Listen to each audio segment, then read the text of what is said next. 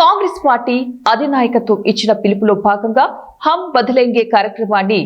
NSUI రాష్ట్ర committee ఆధ్వర్యంలో Osmania యూనివర్సిటీలోని arts కళాశాల వద్ద నిర్వహించారు.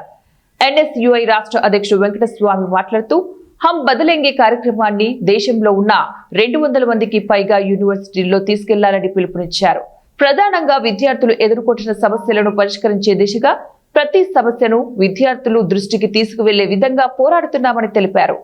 పైగా ఉన్న యూనివర్సిటీలో తీసుకుపోవాలని చెప్పి ఆ క్యాంపెయినింగ్ లో ఒక 7 అంశాలను మాకేదైతే రాహుల్ గాంధీ గారు సూచించారో ఈ దేశంలో ప్రతి విద్యార్థి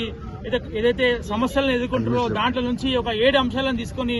దాని మీద కొట్లాడే దాని మీద ప్రతి క్యాంపెయినింగ్ చేసి దాన్ని అవేర్ చేసి ప్రతి విద్యార్థికి చేర్చి ఆ విద్యార్థి నుంచి గవర్నమెంట్ కి చేర్చి ఆ అంశాలని దానికి సొల్యూషన్లు తీసుకొచ్చే విధంగా మేము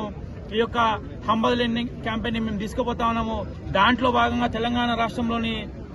ఉస్మానియా యూనివర్సిటీకి ఇక్కడ నుంచే స్టార్ట్ చేయడం జరిగింది. ఫస్ట్ గా ఈ యొక్క లాంచ్ కి ఈ యొక్క క్యాంపెయినింగ్ కి మా తెలంగాణ రాష్ట్ర ఎన్ఎస్యూ వ్యవహారాల ఇన్ఛార్జ్ నూతనంగా నియమించబడినటువంటి అర్హాస్ ముల్లా గారు ఈరోజు క్యాంపస్ కి రావడం జరిగింది. దాంతోపాటు ఇక్కడ ఉన్నటువంటి ప్రతి విద్యార్థిని కూడా మేము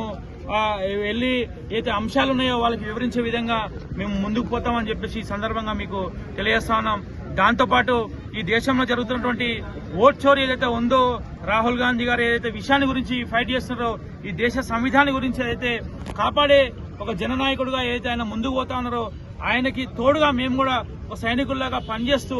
రాబోయే రోజుల్లో ఆ ఓట్ చోరీ గురించి ఏఐసిసి కానీ టీపీసీసీ కానీ ఏ పిలుపుని తీసుకున్నా కానీ ఒక పిల్లర్ గా ఉన్నటువంటి మేము ఎన్ఎస్ఏమి ప్రతి విద్యార్థికి యొక్క ఓట్ చోరీ అంశాన్ని వివరించి ముందుకెళ్తామని చెప్పేసి ఈ దేశంలో జరుగుతున్నటువంటి అక్రమాల గురించి